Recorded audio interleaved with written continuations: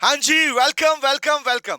फिर से एक बार स्वागत है बेटा आप सभी का। और आज हम कंटिन्यू करने वाले हैं अपने उसी पार्ट को जिसको हमने लास्ट क्लास में स्टार्ट किया था। मतलब हम बात करने वाले हैं बेटा नेशनल इनकम के फेज 2 के बारे में। तो मेनली आई बात करते हैं। लास्ट क्लास में हम लोग डिस्कस कर चुके थे इसके बेसिक एग्रीगेट, और होपफुली आप सब लोग उसके ऊपर अपने क्वेश्चन भी प्रैक्टिस करके देख चुके होंगे। क्योंकि मैंने कहा था आप लोगों को, जिस भी बुक में से आप पढ़ रहे हैं उस बुक के अंदर जितने भी क्वेश्चंस हैं वो सारे आप प्रैक्टिस करके देख सकते हैं। और डेफिनेटली है बेटा, ये सारे क्वेश्चन जो कि आपके बेसिक एग्रीगेट में बनते हैं वो सारे आपके हो जाएंगे। तो आज इसी चेन में हम आगे बढ़ते हैं, और मैंने कहा था चेन को फॉलो करना है। तो आज हम पढ़ने वाले हैं फेज 1 के बाद अब नंबर आता है फेज 2 का। मतलब फेज 2 सर, हमने बात तो की थी ना कि हम एक चेन में पढ़ने वाले हैं। हाँ बेटा, तो प्रैक्टिकली उसी अकॉर्डिंग हम कंटिन्यू करने वाले हैं अब अपने फेज 2 को, जहां पे हम पढ़ेंगे रिलेटेड एग्रीगेट का second part. That means national income के मेथड्स को पढ़ने से पहले नंबर आएगा इसका। और बता देता हूं, इसके ऊपर भी एग्जाम में क्वेश्चन आता है 3 to 4 मार्क्स। मतलब 3 से 4 नंबर में इस पे क्वेश्चन पूछा जाता है। इस पे भी हमने बात की थी कि करीबन 3 नंबर के क्वेश्चन आता है। और कहां यहां पर क्या होता है, सुनो ध्यान से। 3 नंबर के क्वेश्चन में इस पे तो क्या मिलता है पता है, इस पे मिलते हैं आपको 2 क्वेश्चन, मतलब 2 पार्ट मिलेंगे, 2 इक्वेशन मिल जाएंगी, रिमेंबर। और प्लस में ये बेस बनता है उसका भी, थर्ड वाले का भी। तो बात करते हैं अब इसके बारे में कि 3 से 4 नंबर में कौन कौन से ऐसे फॉर्मूलाज हैं, कौन कौन से न्यूमेरिकल क्वेश्चन हमसे पूछे जाते हैं। और स्ट्रेटली नहीं, रैंडम भी, अगर मिसिंग वैल्यू भी आती है तो भी क्वेश्चन कैसे करना है आओ सिखाऊंगा आज तुमको इस क्लास के अंदर। तो ये बात हम पढ़ने वाले हैं। आज हम 4 फॉर्मूलाज, 4 क्वेश्चन यहां से प्रिपेयर करने वाले हैं। इसके बाद हम आएंगे अपने फेज नंबर 3 के ऊपर, जो कि है हमारा अंतिम फेज। अंतिम बोला था लास्ट फेज, जहां पर हम नेशनल इनकम की कैलकुलेशन सीखने वाले हैं। और गारंटी है बेटा, इसके बाद किसी भी न्यूमेरिकल पोर्शन में आपको दिक्कत नहीं आएगी। थ्योरेटिकल जो पोर्शन होगा उसको मैं अलग से लेने वाला हूं, लेकिन अभी ये हम 3 पार्ट में से खत्म करने वाले हैं। तो बिना वक्त गवाए हम शुरू करते हैं बेटा अपना फेज नंबर 2। लीजिए, और साथ साथ में क्वेश्चन प्रैक्टिस भी करेंगे। आओ समझते हैं। तो लीजिए, बिना वक्त गवाए शुरू कर रहा हूं। हम बात करते हैं अपने फेज नंबर 2 की, जिसको हमने नाम दिया है बेटा रिलेटेड एग्रीगेट्स।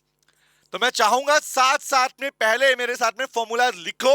मैं फॉर्मूलाज भी समझाने वाला हूं। यस एग्जैक्टली, सही सुना आप लोगों ने, फॉर्मूलाज भी समझाने वाला हूं। तो लिखो रिलेटेड एग्रीगेट्स। सर इसमें कुछ नया है? नया ये है बेटा, क्योंकि इसके ऊपर एग्जाम में जो क्वेश्चन आता है ना, तो वो एग्जामिनर क्या करता है ना, इसमें वैल्यू को मिसिंग कर देता है, किसी एक आइटम को मिस कर देता है। बच्चा बोलता है मैंने फॉर्मूला पढ़ा हुआ था टॉपिक है ही नहीं है वाला। ऐसा नहीं होता, इसमें आपसे रैंडम क्वेश्चन भी पूछे जा सकते हैं। दिखाऊंगा कैसे पूछते हैं, आओ। तो आइए पहले चेन में पढ़ते हैं, फिर रैंडम बताऊंगा। तो सबसे पहला फॉर्मूला हमारा इसमें बनता है, आओ नोट करते हैं, पहले फॉर्मूला को नोट करते हैं। और जिस सीक्वेंस में बता रहा हूं बेटा, इसके सीक्वेंस को मत तोड़ना, चेन मत तोड़ना, ध्यान रखना। अगर चेन ही टूटी तो गारंटी एक क्वेश्चन भी गलत नहीं होने वाला। तो हेडिंग बनाओ फर्स्ट फॉर्मूला की इसके अंदर में, और लिखो बेटा डोमेस्टिक इनकम। बेशक तुमने फॉर्मूले देख रखे, फिर भी नोट करना ताकि याद हो फॉर्मूला तुम्हें। लिखो डोमेस्टिक फैक्टर इनकम। फॉर्मूला लिखते हैं डोमेस्टिक फैक्टर इनकम। मेरे साथ साथ में लिखो, बस जो कह रहा हूं वो कर लो, उसके बाद गारंटी है। डोमेस्टिक फैक्टर इनकम लिखो accruing to private sector. Accruing to private sector. अब इस फॉर्मूला का मतलब भी बताऊंगा, पहले नोट करते हैं इसको। अक्रूइंग टू प्राइवेट सेक्टर मतलब ये फॉर्मूला ये जानना चाह रहा है मेरा लाल, क्या कह रहा भैया, बात बता दो कि प्राइवेट सेक्टर की डोमेस्टिक इनकम के बारे में बता दो। मतलब प्राइवेट सेक्टर की डोमेस्टिक इनकम के बारे में बता दो। इन शॉर्ट जितनी कंपनीज वगैरह नहीं होती है, कॉर्पोरेट सेक्टर होता है, इसकी बात कर रहा है। जो प्राइवेट एंटरप्राइजेस है उनकी इस इनकम के बारे में पूछ रहा है। डोमेस्टिक मतलब भाई इंडिया की टेरिटरीज के अंदर, मीनिंग भी समझो, थ्योरी भी क्लियर होगी, यहां से थ्योरी भी क्लियर होगी। क्या बोल रहा हूं सर, इंडिया की टेरिटरीज, इंडिया की बाउंड्रीज के अंदर जितने भी प्राइवेट सेक्टर काम कर रहे हैं, तो वो सारे सेक्टर की डोमेस्टिक इनकम क्या है, डोमेस्टिक इनकम क्या है। तो एक बात बताओ, बात समझना, यहीं से फॉर्मूला क्लैरिफाई करता हूं, फॉर्मूला कैसे समझते हैं। तो क्या वर्ड आया सुनना, यहां एक वर्ड लिखा है मेरे लाल, ऊपर देख रहे हो, यहां लिखा है फैक्टर इनकम, और ऊपर फर्स्ट क्या है, डोमेस्टिक फैक्टर इनकम। क्या मुझे बताओ, क्या फैक्टर इनकम फैक्टर कॉस्ट को डिनोट करती है, हाँ या ना? याद करो लास्ट क्लास जब हमने बात की थी फैक्टर इनकम, फैक्टर और फैक्टर इनकम और फैक्टर पेमेंट सेम होती है। तो क्या फैक्टर इनकम को मैं फैक्टर कॉस्ट वर्ड यूज कर सकता हूं? ऑब्वियसली इसी का नाम है। यहां डोमेस्टिक का मतलब क्या है? डोमेस्टिक का मतलब बेटा net domestic income, that is NDP की बात कर रहा है। मतलब इसके फॉर्मूला की स्टार्टिंग में लिख दिया गया एनडीपी एफसी। इतना ध्यान से देखा ही नहीं कभी। आज देखो बेटा, net domestic product factor cost पूछ रहा है किसकी, प्राइवेट सेक्टर की। तो मुझे बताओ, मुझे एक बात बताओ, जब मैं इसका फॉर्मूला लिखा था, फॉर्मूला रट्टा क्यों मारा, फॉर्मूला भी समझ के पढ़ेंगे। जब मैं इसका फॉर्मूला मेंशन करने वाला हूं तो सोच के देखो भैया कि इंडिया की डोमेस्टिक इनकम का मतलब बात कर रहा हूं net domestic product factor cost. तो ये एनडीपीएफसी जो फॉर्मूले में लिखा हुआ मिलता है हमको, वो किस लिए होता है, सोचा कभी भाई? एनडीपीएफसी मतलब net domestic product factor cost, मतलब आप बात कर रहे हो इंडिया की कंप्लीट डोमेस्टिक इनकम की, ग्रॉस नहीं नेट की बात कर रहा हूं। तो क्या बोला, इसका मतलब मुझे बताओ क्या एनडीपीएफसी में, इस एनडीपीएफसी में प्राइवेट सेक्टर और गवर्नमेंट सेक्टर दोनों की इनकम है नहीं है? जनरली जब बोला गया कि domestic income of the economy, तो बताओ मुझे क्या इस एनडीपीएफसी में नेट डोमेस्टिक इनकम है फैक्टर कॉस्ट के अंदर, क्या यहां पर दोनों सेक्टर की, प्राइवेट की भी और गवर्नमेंट सेक्टर की, क्या दोनों की इनकम है नहीं है? सोचो सोचो, आंसर मिलेगा हाँ सर दोनों की है। तो बताओ, अगर मैं टोटल डोमेस्टिक फैक्टर इनकम में से गवर्नमेंट की हटा दूं, गवर्नमेंट की फैक्टर इनकम को लेस कर दूं, तो क्या सिर्फ और सिर्फ मुझे प्राइवेट सेक्टर का इनकम मिल जाएगा, नहीं मिल जाएगा? सोचो, मिलेगा सर, समझ में आ गया? इसीलिए जो फॉर्मूला बनाया गया, रट्टा मार मारा का फॉर्मूला, फॉर्मूले के बिल भी वेस्ट होता बेटा। फॉर्मूला से आपको थ्योरी लिखना भी सिखाऊंगा आपको मैं, कैसे लिखते हैं थ्योरी, ठीक है? आओ बात करते हैं। तो क्या होगा फॉर्मूला, एनडीपीएफसी माइनस, तो बताओ क्या लेस करूं सर? प्राइवेट की निकालनी है, टोटल दी गई है, क्या करूंगा, गवर्नमेंट की लेस कर दो। तो लिखो एनडीपीएफसी माइनस, क्या लिखूंगा, इनकम फ्रॉम, किसकी income, income from income from property and entrepreneurship, property किसकी, गवर्नमेंट सेक्टर की, income from property and entrepreneurship, भाई गवर्नमेंट भी तो एंटरप्रेन्योर है, हाँ, एंटरप्रेन्योरशिप ऑफ गवर्नमेंट एंटरप्राइजेस। तो अगर मैं गवर्नमेंट की, गवर्नमेंट सेक्टर की, गवर्नमेंट एंटरप्राइज गवर्नमेंट सेक्टर की इनकम को लेस कर दूं, इनकम को लेस कर दूं, तो क्या बच जाता है मेरे पास, प्राइवेट का बच जाता है। लेकिन एक एक एक आइटम और लेस होता है, कौन सा लेस होता है पता है, बताओ सोचो, एक आइटम और लेस होता है, वो कौन सा है भाई? बताओ, प्राइवेट सेक्टर की डोमेस्टिक इनकम निकाल रहे हो, तो प्राइवेट सेक्टर जो सेविंग है वो हिस्सा थोड़ी बनता है। समझ में क्या बोल रहा हूं? जिसके आप गवर्नमेंट सेक्टर बोलते हो, इसी को बोलते हैं डिपार्टमेंटल सेक्टर। कुछ बुक में आपको डिपार्टमेंटल लिखा मिलेगा, कुछ पे आपको गवर्नमेंट लिखा मिलेगा। तो यार गवर्नमेंट का मतलब है डिपार्टमेंट की बात कर रहे हो। दूसरा वर्ड क्या आया, माइनस, हो क्या करूंगा, minus savings of, minus savings of कौन सा, नॉन डिपार्टमेंटल एंटरप्राइजेस। अगर ये डिपार्टमेंटल है तो नॉन डिपार्टमेंट का मतलब क्या हुआ, बताओ सर? नॉन डिपार्टमेंट का मतलब हुआ प्राइवेट सेक्टर। तो क्या बोलूंगा, अगर मैं इसमें से उनकी सेविंग भी लेस कर दूं, क्योंकि बेटा सेविंग इनकम का हिस्सा नहीं था, ऑलरेडी इनकम का पार्ट था, वो लेस कर दिया, क्योंकि सेविंग्स को आप इनकी इनकम थोड़ी बोलोगे, ऑलरेडी इनकी सेविंग थी।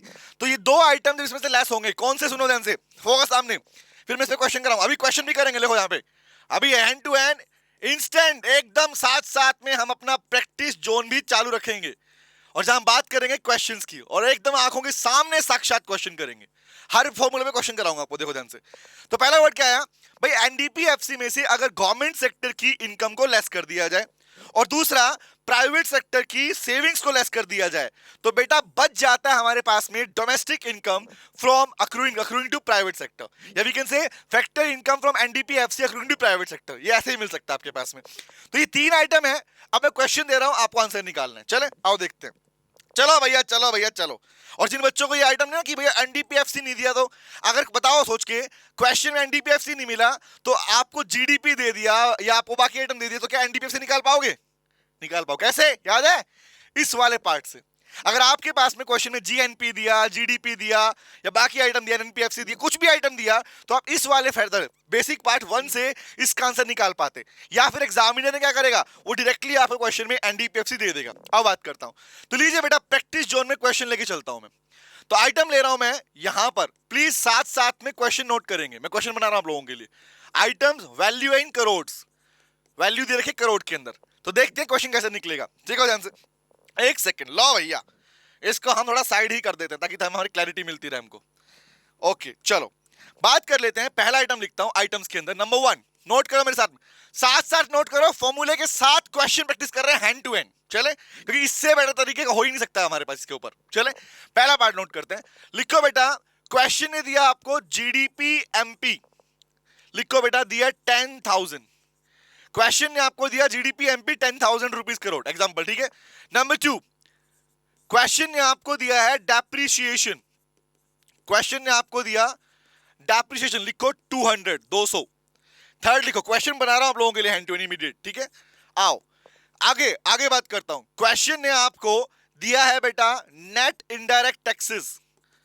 क्वेश्चन ने आपको दिया है नेट इनडायरेक्ट टैक्सेस और ये दिया है 100, ठीक है। आगे बात करता हूं। फोर्थ आइटम लिखो, क्वेश्चन ने आपको दिया है इनकम ऑफ गवर्नमेंट एंटरप्राइजेस या डिपार्टमेंटल एंटरप्राइजेस।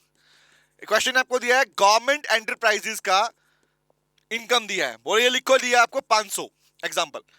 क्वेश्चन ने आपको फिफ्थ में दे दिया savings of non departmental, that is savings of private sector. तो प्राइवेट सेक्टर लिखा मिले क्वेश्चन में या मिले डिपार्टमेंटल, मतलब सेम रहेगा, दे दिया 100। तो लीजिए फॉर्मूला साइड में है, क्वेश्चन उस तरफ है। फॉर्मूला साइड में क्वेश्चन हमने इमीडिएट फ्रेम कर लिया, ये आपको क्वेश्चन दे दिया मैंने और पूछ लिया एग्जामिनर ने, बताओ find out domestic factor income accruing to private sector. अब बताओ क्या मुश्किल आने वाली है। सर मैं साथ साथ में प्रेजेंटेशन बताऊं कैसे करनी होती है। जो पार्ट इस फॉर्मूले का हिस्सा नहीं है उसे हम वर्किंग नोट में दिखाएंगे। तो ये आइटम याद रहेंगे, एनडीपीएफसी माइनस कौन सा, income from property and entrepreneurship of government enterprises minus savings of non departmental enterprises. Question को अप्लाई करेंगे, लेकिन एग्जामिनर ने पहले पूछा तो आज के बाद हैबिट रखना, जब भी इसके न्यूमेरिकल क्वेश्चन करोगे तो I am giving a pattern, उस पैटर्न से करना। कैसे सर, सबसे पहले जो पूछा गया हो लो सॉल्यूशन निकालते हैं इसका, फिर नेक्स्ट फॉर्मूला कराऊंगा। हम बात कर रहे हैं सॉल्यूशन की, हम बात कर रहे हैं सॉल्यूशन की, साथ साथ में करते रहो तभी प्रैक्टिस होगी उसके बाद में। अब बात सुनो, जैसे एग्जामिनर जब भी कोई क्वेश्चन पूछता है ना बेटा, उसका फॉर्मूला जो पूछा गया है सबसे पहले उसका फॉर्मूला लिख दो, आज के बाद हैबिट बना लो। तो फॉर्मूला क्या था, पूछा क्वेश्चन ने क्या कि भाई domestic income accruing to private sector लिखो, domestic income accruing to private sector, accruing to private sector. अगर क्वेश्चन ने ये पूछ लिया domestic factor income from accruing to private sector, तो अगर आपसे पूछ लिया गया तो पहला हुआ काम है, क्वेश्चन तो देख लिया आपने, सबसे पहले फॉर्मूला लिख दो। तो फॉर्मूला क्या था मेरे डाल बताना सर, फॉर्मूला था हमारे पास में एनडीपीएफसी, फोकस सामने देखना ध्यान से कैसे निकालते हैं क्वेश्चन। सबसे पहले फॉर्मूला क्या है, एनडीपीएफसी माइनस कौन सा था, इनकम, शॉर्ट में लिख दूं, शॉर्ट में लिखता हूं, income from property and entrepreneurship of departmental enterprises, ठीक है ओके। दूसरा आइटम क्या था, तीसरा आइटम था हमारे पास में माइनस में सेविंग्स ऑफ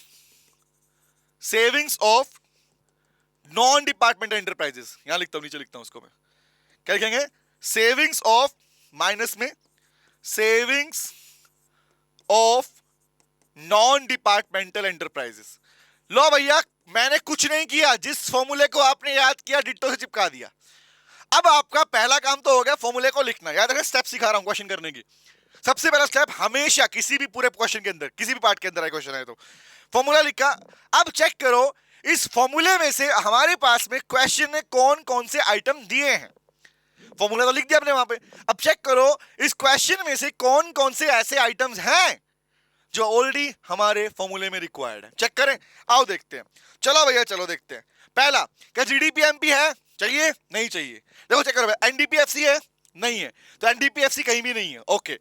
दूसरे पे आता हूं, अब income from property and entrepreneurship, क्या ये आइटम है, सर ये आइटम है, डन है। तीसरा, क्या सेविंग्स ऑफ प्राइवेट सेक्टर दिया हुआ है, answer is yes sir, saving वाला पार्ट दिया, मतलब हमारे क्वेश्चन के अंदर ये भी आइटम और ये भी आइटम है, अग्री और नोट, चेक भी कर लो, वैल्यू भी रखी है, कितना आइटम है सर, ये 500 है, ये 100 है, रिमेंबर ये 500 और ये बन गया 100, ये दोनों वैल्यू है। लेकिन सर हमारे क्वेश्चन में एनडीपीएफसी नहीं दिया, जो डायरेक्टली आइटम नहीं दिया उसका क्या करेंगे, तो बेटा जब कोई आइटम नहीं दिया जाता तो और अगर वो आइटम निकल सकता है उसे हम फाइंड आउट कर सकते हैं, तो उनसे फाइंड आउट करेंगे। तो उसके लिए क्या करोगे, अपने पार्ट में कुछ नहीं करना, क्वेश्चन आंसर चलता रहेगा, साइड में अपना या नीचे अपनी नोटबुक में बनाओगे वर्किंग नोट, आप बनाओगे वर्किंग नोट। तो वर्किंग नोट किसके लिए बन रहा है, जो आइटम नहीं दिया गया, जो आइटम अवेलेबल नहीं था उसका बनेगा वर्किंग नोट। तो क्या निकालना है सर, हमको निकालना है, समझते रहो, देखो ध्यान से मैं कर रहा हूं क्वेश्चन को, क्या निकालना है, हमें निकालना है एनडीपीएफसी, एनडीपीएफसी। चेक करो क्या क्वेश्चन में कोई ऐसा आइटम है जिससे एनडीपीएफसी निकल सकता है, बोलो, लास्ट क्लास सीखा था ना, बताओ सर। हाँ हमारे क्वेश्चन में जीडीपीएमपी दिया है 10,000 दिया है, तो जीडीपीएमपी लिखते हैं। तो बताओ एनडीपीएफसी निकालना है और जीडीपी एमपी दिया हुआ है, तो क्या तुम फॉर्मूला बना पाओगे? बताओ, कल क्लास में किया था हम लोगों ने, क्या फॉर्मूला बन पाएगा? बन पाएगा सर। क्या बनाओगे? बनाओ, पहले फॉर्मूला बनाओ। तो नेट निकालना है, ग्रोस दिया हुआ है, माइनस का डेप्रिसिएशन, यही था, गलत तो नहीं है? नहीं sir. Domestic domestic no change, product product no change. Factor cost निकालना है, मार्केट प्राइस दिया है, बताओ फैक्टर कॉस्ट निकालना है, मार्केट प्राइस दिया, क्या करूंगा? क्या करना चाहिए सर? हमें याद है, माइनस का नेट इनडायरेक्ट टैक्सेस, माइनस का नेट इनडायरेक्ट टैक्सेस। तो आपने अपना फॉर्मूला बना दिया उसको निकालने का। अब चेक करो जीडीपी एमपी कितना, डेप्रिसिएशन कितना और एनआईटी कितना, कुछ नहीं करना, चिपकाना है sir. GDP MP 10,000, okay, depreciation 200, NIT 100, करूं? देखो भैया, तो कितनी वैल्यू आएगी बताना मुझे, करो निकालो। इट इज 10,000 माइनस, ये कितना था, ये हमारे पास लिया हमने 200, माइनस 200 और माइनस का 100। बताओ बेटा बताओ कितनी वैल्यू आ गई? आ गई, कितनी आई? It is 9700, it is 9700 crore rupees. Okay बोलो, क्लियर है? ये वैल्यू करोड़ में सीआर में चल रही है हमारे पास में, लैक्स में हो कुछ भी वैल्यू नहीं पड़ता। अब बताओ वर्किंग नोट आप लोगों ने बना लिया, हाँ है ना? आप लोगों ने अपना वर्किंग नोट बनाया जिससे आपकी वैल्यू क्या आ गई? आपका एनडीपीएफसी की वैल्यू आ गई।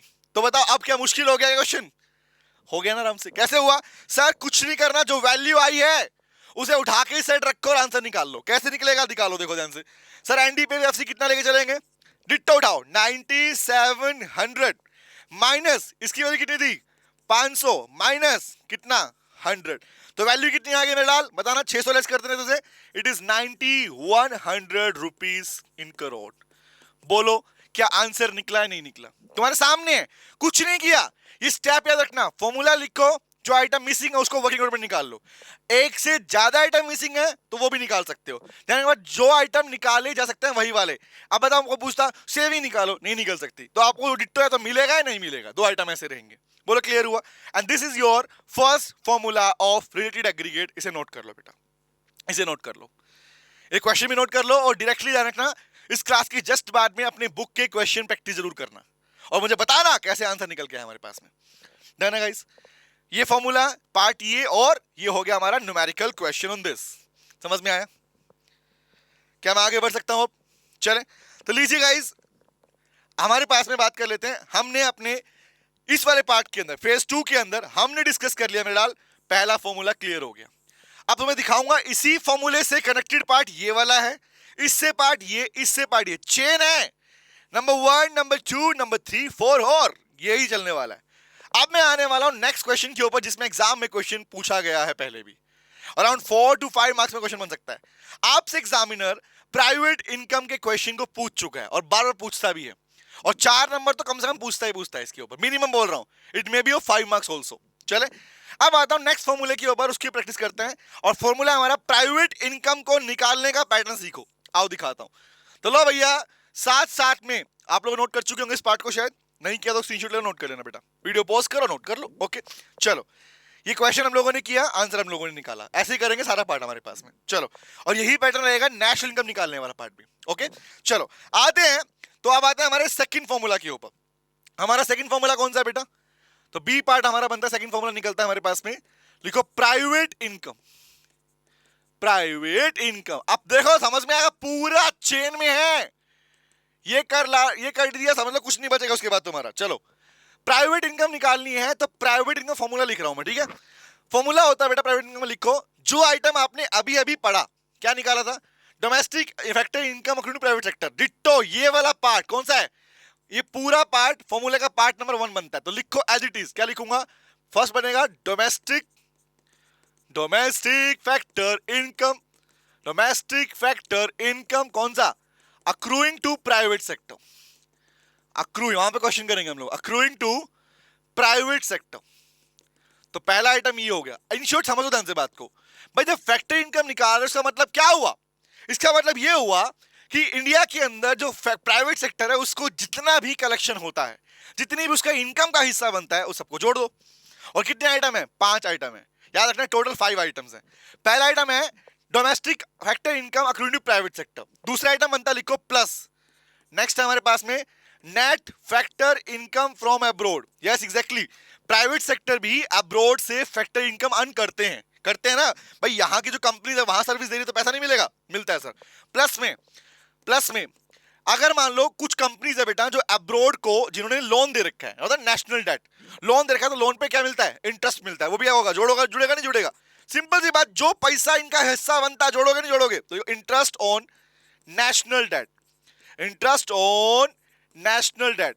अगर प्राइवेट सेक्टर ने कोई लोन दिया हुआ है नेशनल लेवल के ऊपर, तो वो भी इंटरेस्ट भी इनकी इनकम का हिस्सा बनेगा। नंबर नेक्स्ट, इसके बाद कौन सा सर? लिखो current transfer, current transfer, current transfers from government, government से मिलने वाला। किस गवर्नमेंट की बात कर रहे हैं? इंडियन गवर्नमेंट की बात कर रहे हैं।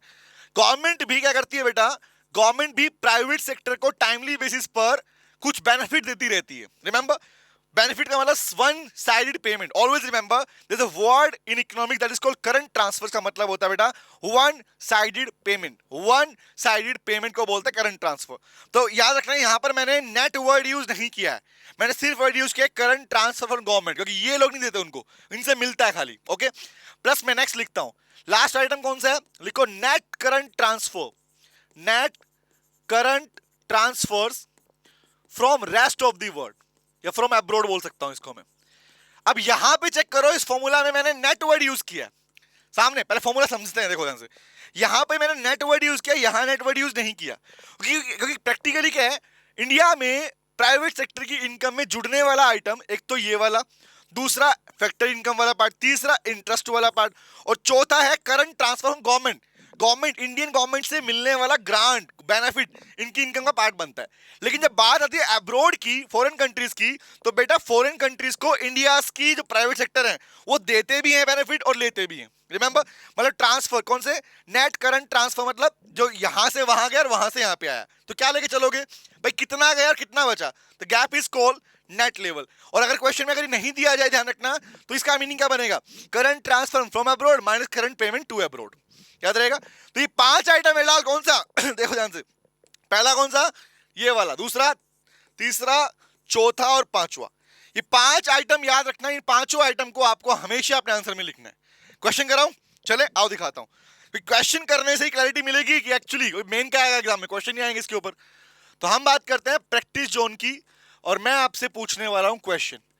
अब सोचो, अगर मैं चाहूं तो जो क्वेश्चन मैंने अभी आपसे पूछा, जो क्वेश्चन मैंने आपसे अभी पूछा, क्या मैं इसी क्वेश्चन में बाकी आइटम्स ऐड कर दूं, तो क्या यही क्वेश्चन बड़ा नहीं बन जाएगा? बताना मुझे। अगर इन 5 आइटम में 4 आइटम और जोड़ दूं, है ना, 9 आइटम हो जाएंगे। तो और पूछ लूं प्राइवेट इनकम निकालो, निकाल पाओगे? निकाल पाओगे, आराम से निकाल पाओगे। तब क्या होगा, अगर सिर्फ क्वेश्चन में प्राइवेट इनकम पूछी, तो ये पूरा आंसर हमारा जाएगा वर्किंग नोट के अंदर, क्योंकि आपको ये निकालना पड़ेगा। रिमेंबर, लेकिन मैं यहाँ पे आपको क्वेश्चन थोड़ा चेंज करके पूछता हूँ, ठीक है? चलो लीजिए बेटा, क्वेश्चन करते हैं, बात करते हैं आइटम्स की। यहां वैल्यू रख रहा हूं रुपीज इन लाख एग्जांपल, ठीक है? तो नोट करते हैं आइटम नंबर 1। आइटम नंबर 1 कौन सा? फर्स्ट आइटम ले रहा हूं मैं बेटा अपने पास में, domestic factor income, domestic factor income accruing to private sector, accruing to private sector. अब बताओ, एग्जामिनर ने एडवांस में दे दिया और नहीं देता तो क्या तुम निकाल पाते? नहीं निकाल पाते? सोचो ध्यान से, क्या ये वाला आइटम निकाला जा सकता है? आंसर इज यस सर, निकाल सकते हैं, ठीक है? ओके, बट एग्जामिनर ने दे दिया, एग्जांपल वैल्यू दिया, इसको लिखता हूं मैं, इट इज 9700 रुपीज दे दिया, मान लो वही वैल्यू पिक कर रहा हूं मैं, ठीक है? सेकंड पार्ट दिया आपको net factor income from abroad. Possibly examiner आपको फैक्टर इनकम फ्रॉम अब्रोड और फैक्टर पेमेंट टू अब्रोड भी दे सकता है एग्जाम में, कंफ्यूज करने के लिए। लेकिन ध्यान रखना, अगर क्वेश्चन ने net factor income from abroad दिया है, तो आपको फैक्टर इनकम फ्रॉम अब्रोड और टू अब्रोड पर फर्क ध्यान देना ही नहीं है, ध्यान देना ही नहीं, छोड़ दोगे, याद रहेगा? क्योंकि फर्स्ट प्रायोरिटी क्या है? जो हमें मिल रहा है, अगर एज इट इज आइटम मिल गया तो क्यों निकालेंगे उसको? समझ में आया? तो नोट करो, ये हमें दे दिया मान लो 100। ओके, आगे आता हूं, थर्ड पार्ट पे आता हूं। नेक्स्ट आइटम दिया आपको interest on national debt, interest on national, मैं इस क्वेश्चन सीधा सीधा कर रहा हूं, ठीक है? नेशनल डेट, मान लो इंटरेस्ट दिया आपके पास में 50, सॉरी देता हूं 200, ठीक है? इंटरेस्ट दिया कितना? 200। आगे आता हूं, फोर्थ की बात करता हूं। आपको क्वेश्चन ने दिया करंट ट्रांसफर, लिखता हूं current transfer from government. Sir अब तो इजी लग रहा है, इजी लग रहा है नहीं लग रहा? बताना जरूर मेरे को, पक्का बताना, इजी लगा नहीं लगा? करंट ट्रांसफर गवर्नमेंट दे दिया और वैल्यू दे दिया आपके पास में, इट इज लिख दिया एग्जांपल 50, ठीक है। नेक्स्ट लेता हूं हमारे पास में, नेक्स्ट आइटम दिया हमारे पास में, बोला भैया नेट करंट ट्रांसफर। अब बताओ एग्जामिनर चाहता तो इस नेट करंट ट्रांसफर की प्लेस पर करंट ट्रांसफर फ्रॉम अब्रोड और करंट ट्रांसफर टू अब्रोड, ये दो आइटम दे सकता था ताकि क्वेश्चन में वर्किंग नोट की रिक्वायरमेंट होती। तो वहां क्या करते, करंट ट्रांसफर फ्रॉम अब्रोड में से टू अब्रोड लेस कर देते। और सिंपल सी बात ना, जितना पैसा आया माइनस में जितना चला गया, the gap is termed as net current transfer from abroad. तो क्या बोलेंगे, नेट करंट ट्रांसफर दे दिया अगर मान लो अब्रोड से, तो क्या करूंगा, सीधा जोड़ दूंगा उसको, सिंपल सी बात। यहां दिया एग्जांपल 500 रुपीज। अब चेक करो ध्यान से, मैंने यहां पर भी आपके लिए क्वेश्चन फ्रेम कर दिया बेटा, यहां पर भी क्वेश्चन फ्रेम कर दिया। तो क्या मैं इसका आंसर यही निकाल दूं, या प्रैक्टिकली ऐसे करोगे, ट्राई करोगे इस क्वेश्चन को ऐसे करके निकाल के, बट मैं क्वेश्चन यही निकालता हूं। देख चेक करते हैं वैल्यू कितनी आई। तो पहला काम क्या था, एग्जामिनर ने पूछा मान लो find out the private income, find out the private income. कैसे निकालोगे सर, सिंपल सी बात, जो जो आइटम दिया उठाएंगे रखेंगे। तो चेक करो, क्या हमारे प्राइवेट इनकम के फॉर्मूले को चेक करते रहो, क्या ये पहला आइटम कहीं पे है, ढूंढो ढूंढो, ओ मिला मिला मिला, ये रहा बेटे, ऊपर ऊपर ही दिख रहा है। कितना value, the answer is, value कितनी है सर, इसकी वैल्यू कितनी है, इट इज 9700। ओके चलो अगला आइटम, क्या क्वेश्चन ने net factor income from abroad दिया है, क्या एनएफआई दिया है, दिया है नहीं दिया सर, दिया नहीं दिया होता तो क्या करते, हम निकाल लेते हैं factor income from abroad minus factor payment to abroad. दिया कितना दिया है, ये दिया है 100, कितना दिया है 100। आप इसमें मत करके ना, आप आंसर निकाल के दिखाना, सॉल्यूशन में दिखाना प्रॉपर्ली उसको, ये दोबारा लिखना, उसके बाद आंसर अप्लाई करना, क्योंकि प्रेजेंटेशन के नंबर मिलते हैं बेटा, एग्जाम में सॉल्यूशन के अंदर फॉर्मूले लिखने का भी नंबर होता है, ध्यान रखना न्यूमेरिकल के अंदर। ओके आगे आता हूं, अगला कौन सा, इंटरेस्ट और नेशनल डेट है या नहीं है सर, कितना है, इट इज 200, 200 वैल्यू दे रखी है। आगे, क्या करंट ट्रांसफर फ्रॉम गवर्नमेंट है या नहीं है, नेट देख रहे हैं ना, करंट, ओनली करंट चेक करोगे, नेट नहीं चाहिए हमें, इसमें नेट मिलेगा भी नहीं आपको। तो करंट ट्रांसफर फ्रॉम गवर्नमेंट कितना है बेटा, it is value is 50। Okay same ditto में तो एकदम एडिट अप्लाई कर दिया उसको, ताकि तुम्हें एडिट क्लैरिटी रहे। नेक्स्ट है, क्या क्वेश्चन में रिक्वायरमेंट क्या है, net current transfer from abroad.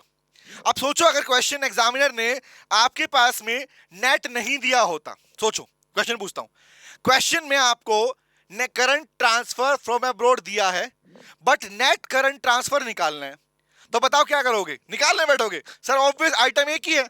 अगर net current transfer to abroad नहीं है, मतलब हुआ ही नहीं है कुछ ऐसा, तो the same value of current transfer from abroad will be the value of net current transfer from abroad. बोलो याद रहेगा, तो अगर दिया है तो ठीक है, नहीं तो निकाल सकते भी थे। ओके क्लियर, कितना वैल्यू है बेटा, इट इज 500, क्या बना, इट इज 500, ये 500 की वैल्यू आ गई। लो भैया अब क्या करोगे, बस हो गया, इतना ही था, इतना ही तो था, जोड़ दो, कितना बना, 97, 98, 10,000 और कितना 1050 एंड 10,550। तो बताओ वैल्यू कितनी बन गई, इट इज 10,550 लाख रुपीस। बोलो क्लियर हुआ, तो क्या निकल पाएगा। अगर यही पार्ट को प्रेजेंटेशन देना होता तो मैं ऐसे निकाल लेता, बट सारे आइटम दे रखे हैं तो वर्किंग नोट बनेगा नहीं। समझ में आके क्लियर है, तो बताओ बेटा क्या दोनों फॉर्मूलाज क्लियर हुए और इनके आंसर क्लियर हुए, क्या आप इससे अपने क्वेश्चन निकाल पाओगे। अब अगर एग्जामिनर ने प्राइवेट इनकम पूछी, निकाल दोगे, हाँ निकाल देंगे। एग्जामिनर डोमेस्टिक इनकम पूछी, निकाल दोगे, निकाल देंगे। अब सोचो अगर मान लो इस क्वेश्चन के अंदर ये आइटम मिस कर देता, सुनना ध्यान से क्या बोल रहा हूं, सुनना बड़े काम की बात बोल रहा हूं। अगर मान लो प्राइवेट इनकम पूछी गई और आपके पास में पहला आइटम नहीं दिया, दिया ही नहीं, बोला ही नहीं, दिया ही नहीं।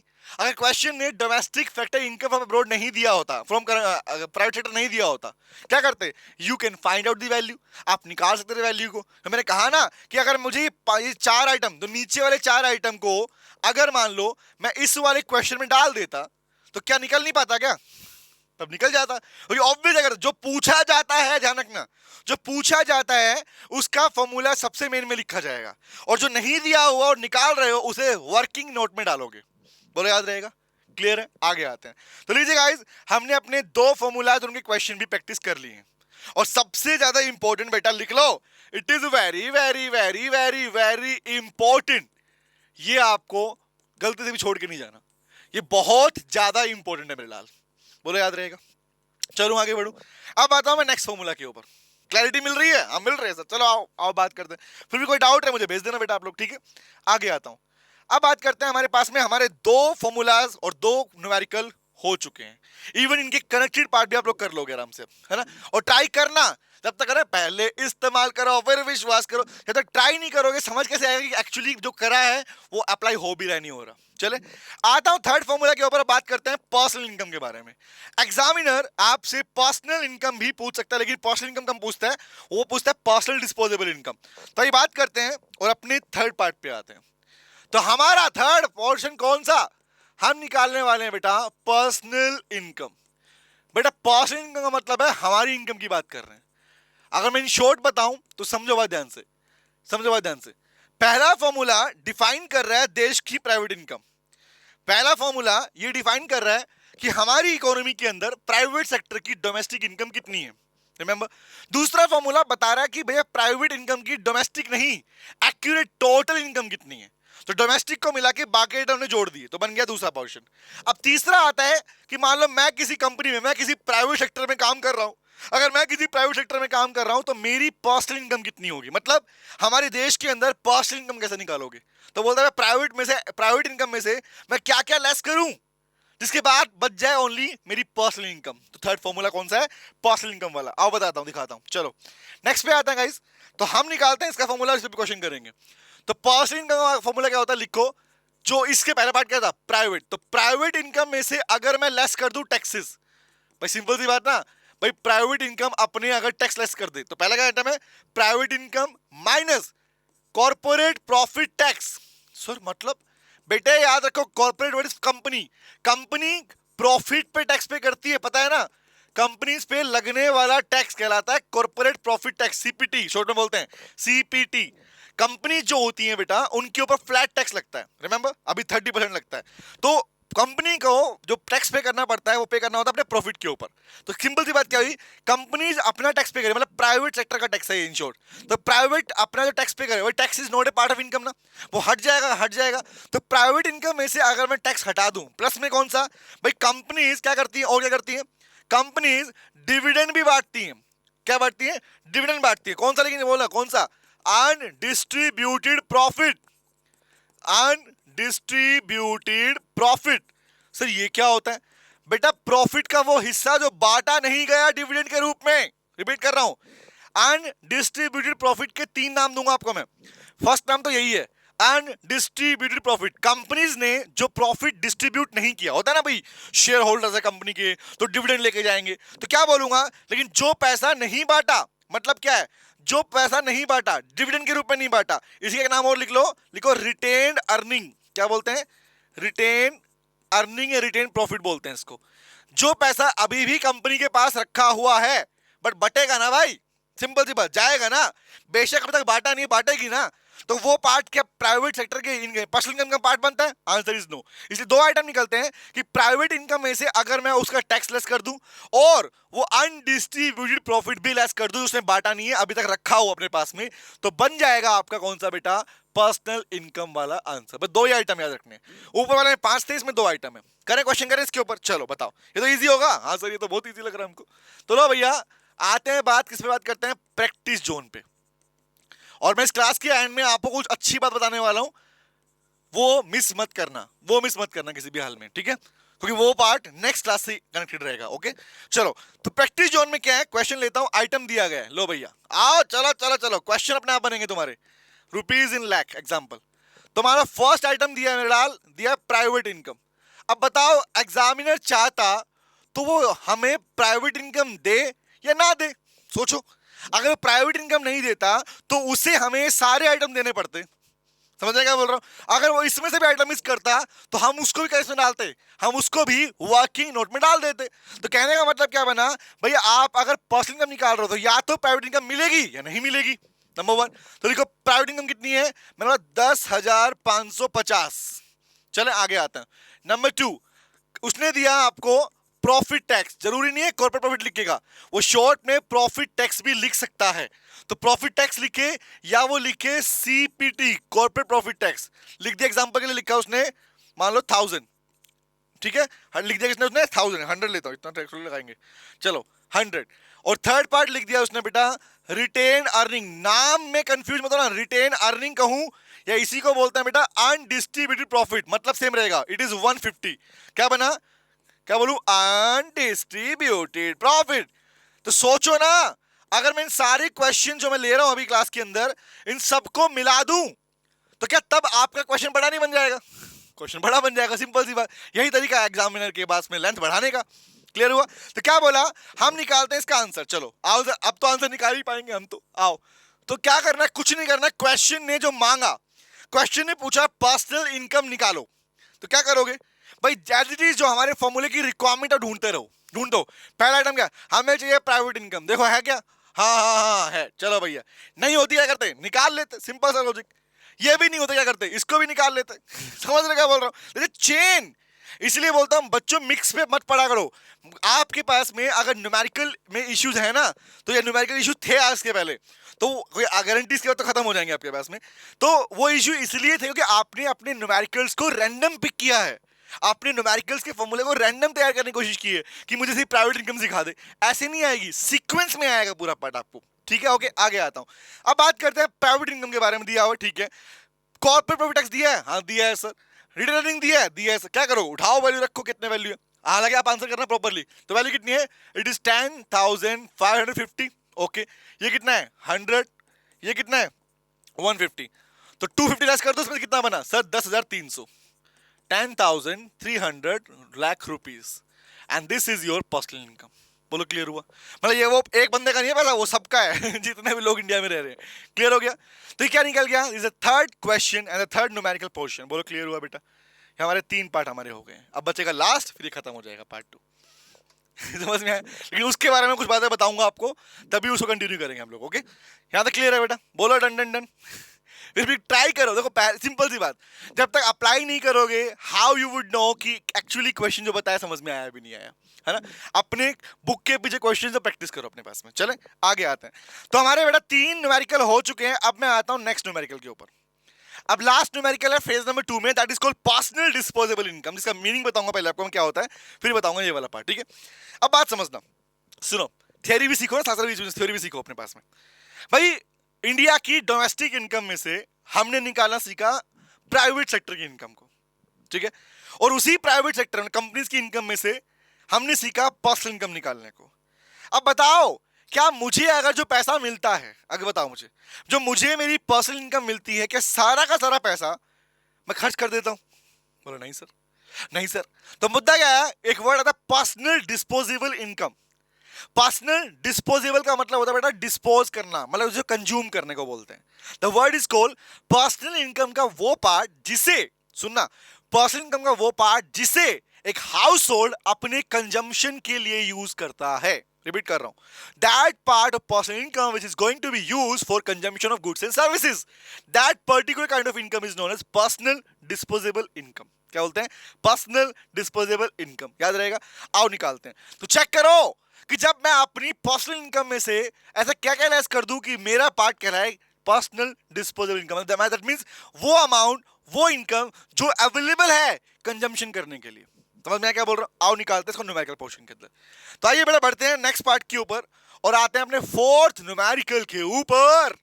कौन सा है? लिखो, it is personal disposable income.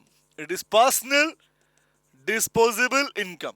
नाम से क्लियर है, that part of income which is going to be, which is available for consumption.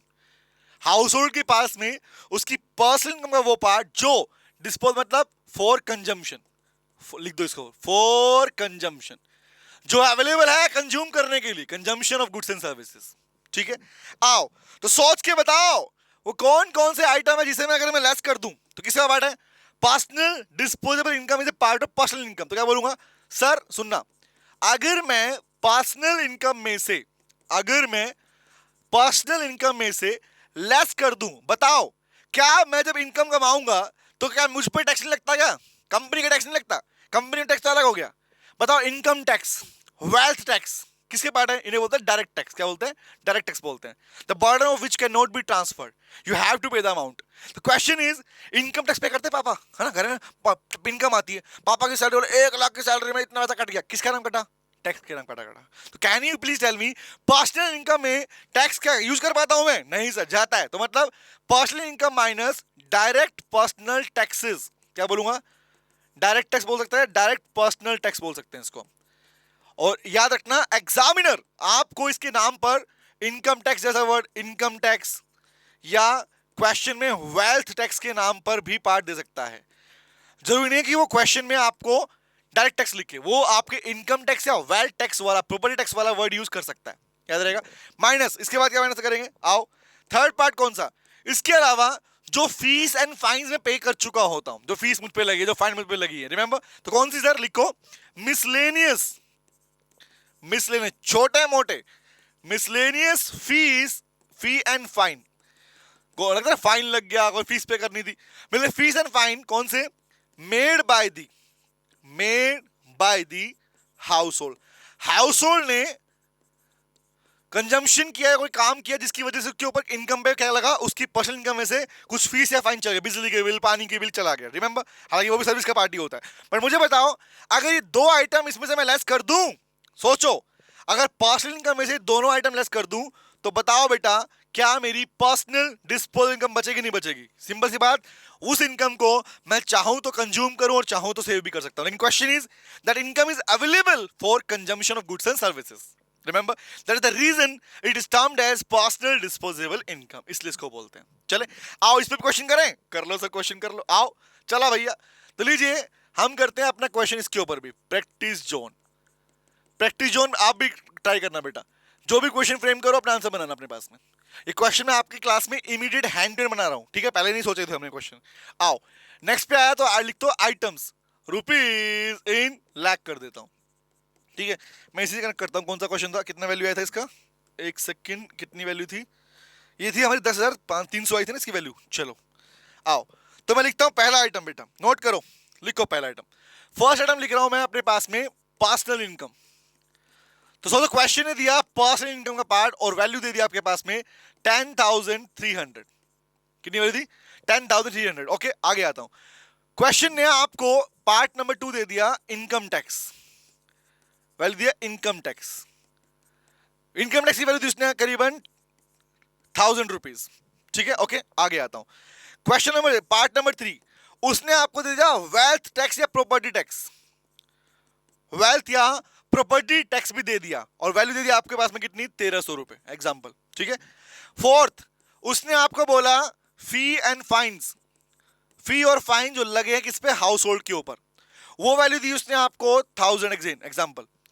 अब बताओ ये चार आइटम दिए, अगर मान लो एग्जामिनर चाहता और यहां पर पर्सनल इनकम को मिसिंग कर देता, सोचो अगर एग्जामिनर चाहे तो पर्सनल डिस्पोजेबल इनकम पूछ लेगा, आपके एनसीईआरटी वाली बुक में भी क्वेश्चन इसके ऊपर है, ध्यान रखना, वहां पूछा गया पर्सनल इनकम निकालो और पर्सनल डिस्पोजेबल इनकम निकालो, क्लास देखने के जस्ट बाद प्रैक्टिस करो उस क्वेश्चन की और चेक करना तुम्हारा आंसर विद इन सेकंड निकलता है नहीं निकलता, गारंटेड निकलेगा। आओ बात करते हैं, तो क्वेश्चन चाहता, एग्जामिनर चाहता तो यहां पर क्वेश्चन में पर्सनल इनकम देता ही नहीं, माइंड मिसिंग कर देता, तो मिस कर दिया तो क्या हो गया, हम घबराएंगे, हम तो नहीं घबराने वाले भैया, हम क्या करेंगे, हम सीधा उससे अपना पार्ट नंबर 2 निकाल लेते, तो एक चेन, जो आइटम मिसिंग है उसको आप निकाल सकते हो, कौन सा, जिसको निकाला जा सकता है वो वाला पार्ट, बोलो क्लियर है, समझ में आया। अब ये थोड़ी होगा कि एग्जामिनर ने इनकम टैक्स नहीं दिया तो क्या इकोनॉमिक्स में टैक्स निकालोगे नहीं ना, नहीं दिया तो छोड़ देंगे उसको, सिंपल सी बात, समझ में आया क्या बोलेंगे। आओ तो वर्ड आया हमारे पास में, अप्लाई करें, क्या दिया है, क्या पर्सनल इनकम दिया है, अप्लाई करें, हाँ दिया, कितना दिया बेटा 10,300,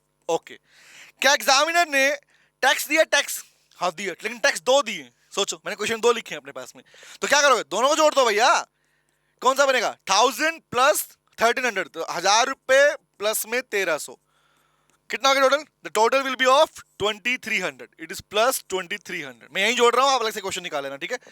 लास्ट क्या दिया, फीस फाइन्स दिए, हाँ दिए, कितने दिए 1,000, तो प्लस 1,000, सॉरी प्लस नहीं माइनस करना, अरे भैया हम कहा प्लस कर रहे हैं, माइनस करना था, हाँ तो कितना हुआ, माइनस का 1,300 माइनस का 1,000, ये तो बन गया टैक्स वाला पार्ट, प्लस में कौन सा बना और माइनस का 1,000, बताओ बेटा कितना हुआ 2,300, 3,300 हट गया, कितना बना, it will be 7,300 rupees in lakh, and this is your answer बेटा, बताओ कर पाओगे, मैंने यहीं पे आंसर निकाल दिया इसके पास में। तो ये 4 पार्ट थे हमारे पास में जो कि आते हैं आप एग्जाम में क्वेश्चन फॉर्म में और 3 to 4 मार्क्स का पार्ट में आते हैं, and that is over now, तो ये हमारा भी पार्ट खत्म हो गया, तो फेज नंबर 2 यहां पे खत्म होता है हमारे पास बेटा। अभी मैं उसके लिए एक बात बताऊंगा, वो सुनना जरूरी है अपने पास ध्यान से, ताकि उसी से कनेक्टेड पार्ट हमारे पास में नेक्स्ट क्लास में हम करने वाले हैं। और ये तीनों के न्यूमेरिकल क्वेश्चन कराऊंगा आपको स्पेशली उसके ऊपर, और गारंटी है उसके बाद किसी भी सिंगल क्वेश्चन में निटकोगे, damn sure for this. Okay, यहाँ तक क्लियर है बेटा? तो फेज 1 भी हो गया, फेज 2 भी हो गया, इन दोनों क्वेश्चन प्रैक्टिस करना अपने पास में। कोई डाउट लगे, कोई दिक्कत लगे जरूर भेजना। अब बात करता हूँ इसके बारे में, छोटी सी बात समझना। नेशनल इनकम को निकालने के 3 मेथड्स हैं। नेशनल इनकम को निकालने के 3 मेथड्स हैं। पहला आउटपुट, दूसरा इनकम, तीसरा टोटल एक्सपेंडिचर मेथड। तो अक्सर बच्चे क्वेश्चन मन में आता है कि टीचर बोलते हैं कि सर तीनों मेथड से आंसर सेम आएगा, तीनों मेथड से आंसर सेम आएगा, तो क्या जानते हो क्यों आएगा?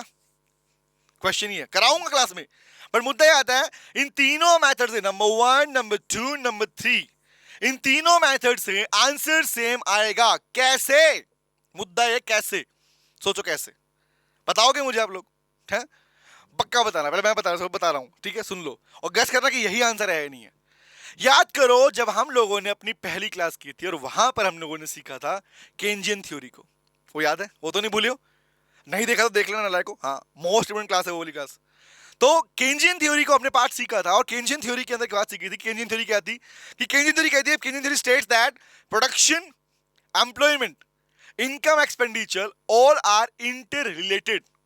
और ये मैंने पूछा आप लोगों से, भाई जितना इकोनॉमी प्रोडक्शन होगा उतना तो एम्प्लॉयमेंट होगा, जितना एम्प्लॉयमेंट होगा भाई जितना लोगों को काम मिलेगा उतनी तो इनकम होगी, जितनी इनकम होगी उतना क्या होगा? खर्चा होगा। तो याद रखना दैट फर्स्ट वन जिसे हम बोलते हैं प्रोडक्शन जितना होगा, that production means product method, ये वाला मेथड उसी के बारे में। जितना प्रोडक्शन होगा उतनी तो इनकम होगी, और जितनी इनकम होगी उतना क्या होगा? खर्चा होगा। तो ये तीनों आपस में कनेक्टेड ही हैं। दिस इज द रीजन कि एक का आंसर, सेकंड का, थर्ड का आंसर, तीनों मेथड से आपके नेशनल इनकम का आंसर हमेशा सेम बैठेगा, हमेशा सेम बैठेगा। The answer is always this कि all are inter related as per Keynesian theory. बोलो क्लियर रहेगा? तो ये बात थी, और इसी से कनेक्टेड पार्ट में हम नेक्स्ट क्लास में करेंगे नेशनल इनकम के न्यूमेरिकल क्वेश्चंस, और गारंटी एक सिंगल क्वेश्चन भी तुम्हारा गलत नहीं हो सकता उसके बाद में। लेकिन तब तक के लिए आप फेज 1 और फेज 2 दोनों पे जो क्वेश्चन बनते हैं उनकी प्रैक्टिस कीजिए। मिलते हैं नेक्स्ट क्लास में, तब तक के लिए गाना गाओ जाओ, कौन सा? बाय बाय और टाटा, सी यू अगेन, और कल फिर मिलेंगे तेरे मेरे नैन। बाय बाय बेटा, बाय, टेक केयर। हेलो बच्चों, कैसे हैं आप? मैं CA संतोष कुमार।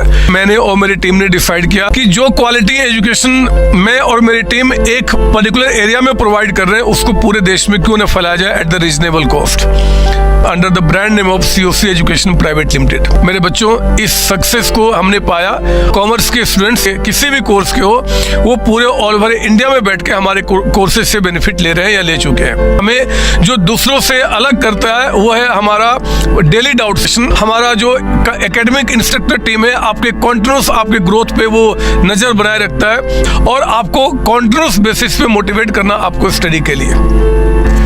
मेरे बच्चों, कुछ रिव्यूज पूरे ऑल ओवर इंडिया से आए हैं, मैं चाहता हूं कि वो आपसे शेयर करूं। This is Komal Mishra of class 11. I am Rishik, preparing for CA Foundation. Hello, my name is Vanshika and I'm doing CA Intermediate. Ayaz from Bihar, student of CUC since class 11th and now in founded. I have purchased my CMA intermediate classes from CSC Education. Hi everybody, this is Rahul. I am currently pursuing the CMA finals. मैंने YouTube पर पहली बार तो sir का class देखा, उनके पढ़ाने का तरीका मुझे बहुत ही पसंद आया। Very thankful to Santosh sir. He is really a very nice teacher. अगर मैं संतोष सर के टीचिंग स्टाइल के बारे में बात करूँ तो आपको महसूस ही नहीं होगा कि आप वीडियो क्लासेस में बैठो, आप लाइव क्लासेस में बैठो। Santosh sir has cleared all my doubts and he gives a very तगड़ा concept over accounting. Thanks to COC, my concepts are pretty clear, my doubts get clear right away and I'm even able to score a good mark. इसलिए मैं संतोष sir का दिल से thank you so much कहना चाहता हूँ। आइए आप भी हमारे साथ ज्वाइन करें और सक्सेस के पाथ पे आप भी हमारे साथ अपने सपनों को पूरा करें। थैंक यू बच्चों।